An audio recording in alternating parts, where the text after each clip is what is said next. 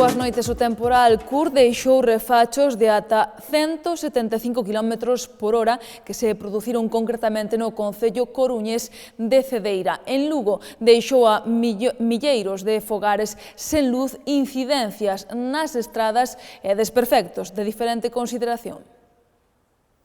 Os fortes refachos de vento que azoutaron a cidade provocaron a aparatosa caída dun muro en pleno centro de Lugo, na mesma praza de Bretaña, que se esborallou sobre a beirarrúa e provocou importantes danos nun vehículo que estaba estacionado ao final da Rúa Galicia.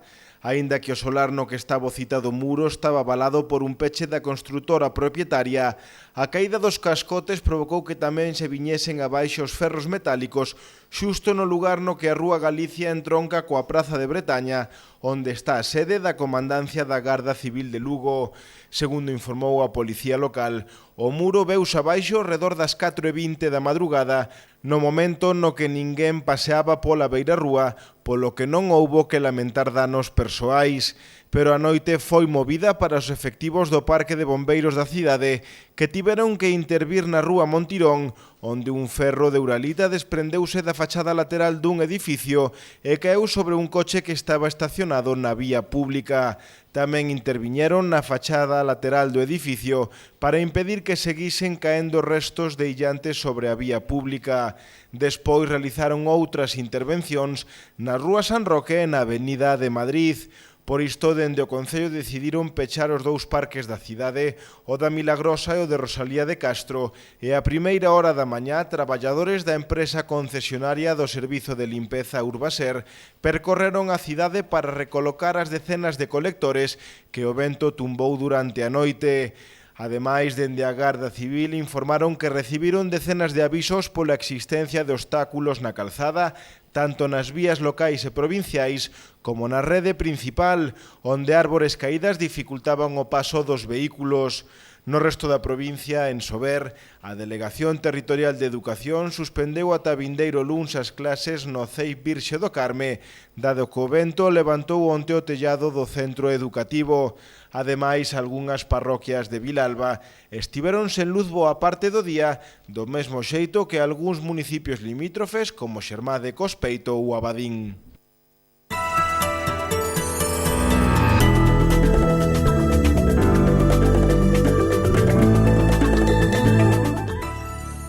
Convocado o concurso para o estudo técnico da estación intermodal de Lugo. A conselleira de Infraestruturas, Etel Vázquez, dixo que será un proxecto racional e non faraónico como o impulsado por José Blanco. A conselleira de Infraestruturas e Vivenda, Etel Vázquez, acompañada polo delegado territorial da Xunta en Lugo, José Manuel Balseiro, anunciou que hoxe comeza a contratación dos estudos previos da intermodal que integrará as estacións de bus e de ferrocarril da cidade, ubicándose con case toda a seguridade no lugar que ocupa actualmente a estación de tren. A Xunta investirá 75.000 euros nestas análises que estarán rematadas no verán, polo que a principios de 2018 estarían definidas as necesidades. Tamén facer unha estimación económica do que costará tamén esta estación de autobuses integrada na estación de ferrocarril que permita esos intercambios de modos de transporte. Tamén estudiaránse as liñas de viario, de tráfico, para como afectará o tráfico. Polo tanto, un estudio importante a fondo das necesidades que debe ter esta futura estación intermodal. Nestes estudios, nesta primeira fase, que son os estudios previos das necesidades, invertiremos 75.000 euros, que, como digo, se inicia hoxe a contratación coa publicación no Diario Oficial de Galicia e o objetivo é que en principios do ano 2018 teñamos definidas as necesidades desa futura estación intermodal e podamos, dende ali, dende a principios do ano 2018, avanzar no estudio arquitectónico e tamén administrativo e urbanístico. En canto ao retraso das datas de chegada do AVE a Lugo, Etel Vázquez sinalou que os galegos sufrimos enganos dende o ano 2010. Galicia somos un pobo que realmente estamos demandando desde fai moito tempo que chegue a alta velocidade que xa chegou a moitas comunidades autónomas e, polo tanto, o certo é que vimos padecendo dende o ano 2010, como dixo o presidente da Xunta, enganos. Eu creo que en calquera caso se evidencia o que vimos dicindo desde fai moito tempo, non? Desde fai tempo, que o bloqueo político dun ano afecta a todo tipo de asuntos e, por suposto, que afecta a infraestructuras tan importantes e tan complexas como son as obras do AVE. O incivismo de algúns donos de cans que non recollen as súas heces xerou o enésimo cruce de declaracións entre os grupos da oposición do Concello de Lugo. Onte os populares, a través de Ana López Pombo, tildaron a proposta de Lugo Novo de crear un censo de ADN canino como un intento de criminalizar a todos os donos de cans. Hoxe, Lugo Novo tachou de terxiversación oportunista as declaracións de Ana López Pombo. Nós queremos manifestar a nosa rexeitamento contra as declaracións que onte fai a señora López Pombo do Partido Popular referente a nosa proposta de desarrollar un ADN canino para que se poida solventar o problema das heces na rúa. Certamente, dicimos que a controversia existe porque é absolutamente realizable, tendo en conta que hai xa varios concellos a nivel de Estado que están levando adiante con bastante éxito, entre eles o de Xátiva, onde reduciron o 80% as heces caninas na rúa, e, por outro lado, queremos dicir á señora Pombo que o que nos plantexamos en esa proposta era que o Goberno solicitara do Departamento de Xenética da Facultade de Veterinaria un estudio técnico, xurídico e económico para ver si realmente era viable en este Concello. E non saíamos de aí, é dicir, a partir de aí, lóxicamente, unha vez que recibamos o estudio, nosotros podemos valorar si políticamente ese feito pode ser, ese proxecto pode ser levado adiante ou non.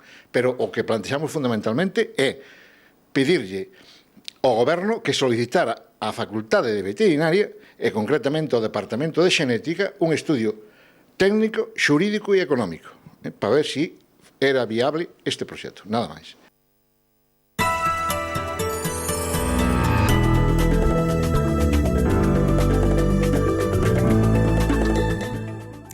O Vica recibiu esta noite o Premio Aresa de Desenvolvemento Rural que está dotado con 10.000 euros. Concédeo anualmente Aresa en colaboración coa USC. O Auditorio da Facultade de Veterinaria acolleu hai uns minutos a entrega da 17ª edición do Premio Aresa, un galardón que nesta ocasión foi para o Vica, a Asociación de Criadores de Ovino e Caprino. Si, para nós é un recoñecemento pola trayectoria destes 22 anos e supón tamén o apoio necesario para o último paso que estamos a desenvolver agora, que é a posta en marcha da marca de Pastores de Galicia, que aglutina todo o cordeiro e cabrito producido en base a esa ben facer dos nosos avós e bisavós, en base a un sistema extensivo de manexo cos pastos e as nais alimentando as crías co leite materno. O Vica é unha asociación que ten como obxectivo a estruturación e o desenvolvemento deste sector a través de entidades asociativas que afianzan a sanidade e o apoio técnico. Pois é unha asociación que aglutina casi 200 produtores por toda Galicia e como principales servicios que ofrece o asesoramento integral de todos os asociados, esa parte de control sanitario e veterinario do gando,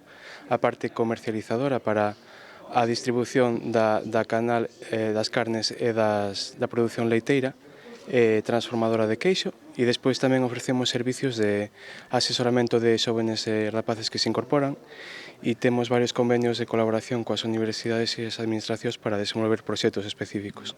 Deste xeito, o Vica pon o seu nome xunto de outras entidades que xa se fixeron con este galardón dotado cun premio económico de 10.000 euros.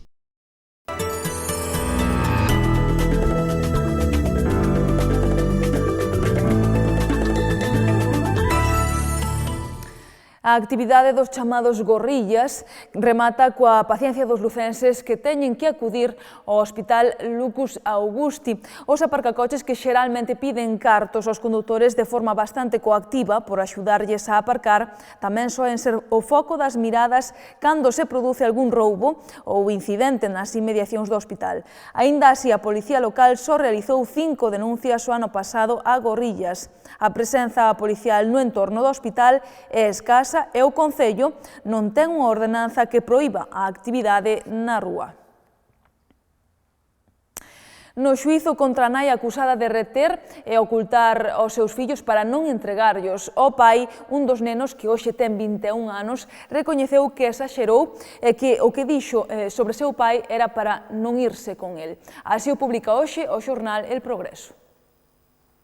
O rapazo que a súa nai ocultou de seu pai durante case 2 anos xunto coa súa irmá dixo perante a xuíza que non querían irse co seu pai e que por iso exaxeraban e lle dicían á súa familia materna que lle tiñan medo. Actualmente, o rapaz ten 21 anos e explicou que lles custou moito asumir o divorcio de seus pais e que sentían rechazo hacia o seu pai porque se foi da casa e porque tiña unha relación con outra muller. Segundo publica hoxe El Progreso, o rapaz tamén negou que seu pai os tratara mal, tal e como lle dicían á súa nai. Recoñeceu que exaxeraron e que iso foi un erro. Tamén dixo que estiveron moi ben coa súa nai durante os 20 meses que os ocultou nun piso e que en ningún momento o viviron como un secuestro. O rapaz actualmente vive co seu pai e recalcou que sempre estivo ben coa súa nai e que agora tamén é feliz con seu pai.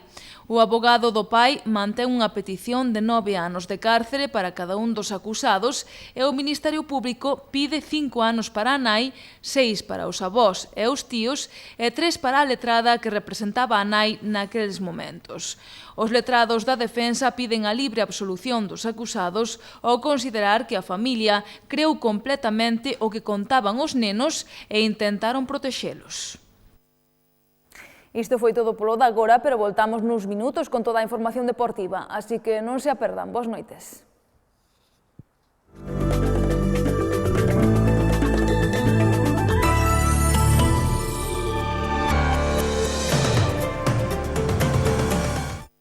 A Gran Muralla, unha das sete maravillas. Tanta muralla, e resulta que rematastes 13 séculos despois que a nosa. Menos lobos, que aquí non pintades nada. Poida que en colores non veñamos pintando dende hai séculos, pero sen dúbida, de pintura sabemos un chisquiño. O si que vos tomades as cousas con calma, máis de 2000 anos, mi madriña.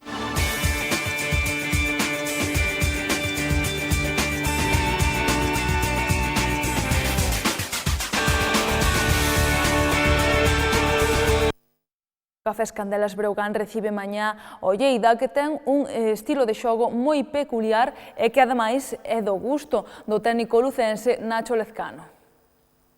Igual es exagerado decir que te cambia el equipo, pero era el mejor base de la competición, Rubnik, ¿no? Irrumpió en la liga como un volcán, sorprendió a todo el mundo y era un jugador pues de otro nivel. Ya lo dijimos cuando nos tocó jugar contra ellos, que Lleida iba a sorprender mucho porque yo los había visto en pretemporada, había visto qué tipo de jugador era y es una pena para nosotros que nos tocó perder contra ellos, que seguro que hubieran ganado más partidos con él, y para la Liga perderse un jugador de este nivel, ¿no? Que hubiera estado bien que todos hubiéramos podido disfrutar viendo a un jugadorazo como este. Entonces, bueno, creo que ha sido bastante difícil para ellos encontrarle sustituto, sobre todo un sustituto de ese nivel, pero creo que Lleida es más que Rubnik, lo ha demostrado también. A mí es un equipo que me gusta mucho cómo juega, tiene una defensa no digamos particularmente efectiva, pero sí es una defensa que no concede ningún tiro fácil, no se rinde, no especula, es muy activa, a mí me gusta mucho, y el ataque igual, ¿no? Tiene jugadores que destacan por encima de otros en cuanto a números, pero yo creo que lo hacen un juego coral bastante bueno, todo el mundo sabe a lo que juega, todo el mundo asume roles y bueno, dejan quizás el protagonismo pues, a jugadores de mucho nivel como Nevels, como Feliu, como Demetrio, y luego todo el mundo bueno, colabora en que el balón le llegue a las mejores circunstancias y todo el mundo aprovecha sus momentos. No es un equipo que juegue para esos 2 o 3 jugadores, sino que todo el mundo aprovecha sus sus oportunidades y bueno, yo creo que es un buen equipo que juega bien al baloncesto. O Club Deportivo Lugo recibe mañá ao Córdoba, un conxunto que lonxe do seu estadio está acolleitando moi bons resultados. O Córdoba, fora da casa, nos últimos tempos estaba facendo moi ben, non? Incluso o último que xogou fora co Tenerife fixe un bon partido. Nunha xogada desgraciada pusose perdendo 1-0 e despois un contragolpe rematou o partido 2-0, pero foi un resultado extraño, non?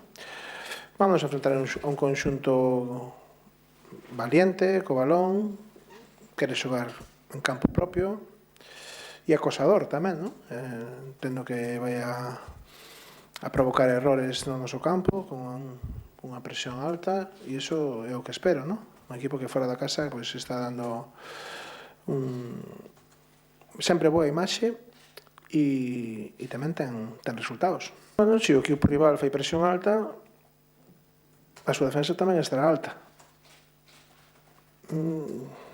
Se estás en vanguardia, podes tener descubierta la retaguardia. Entonces, habrá que buscar a retaguardia tamén, non? Isto foi todo pola nosa parte, pero poden seguir informados a través do xornal El Progreso e do portal do Grupo El Progreso galiciae.com. Que teñan moi boa fin de semana. Vémonos o vindeiro luns. Boas noites.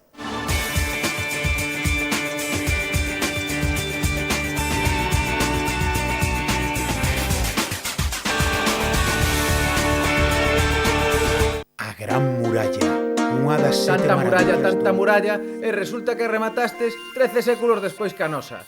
Menos lobos, que aquí non pintades nada. Poida que en colores non veñamos pintando dende hai séculos, pero sen dúbida, de pintura sabemos un chisquiño. Iso sí, a vosa é máis longa. A muralla, digo.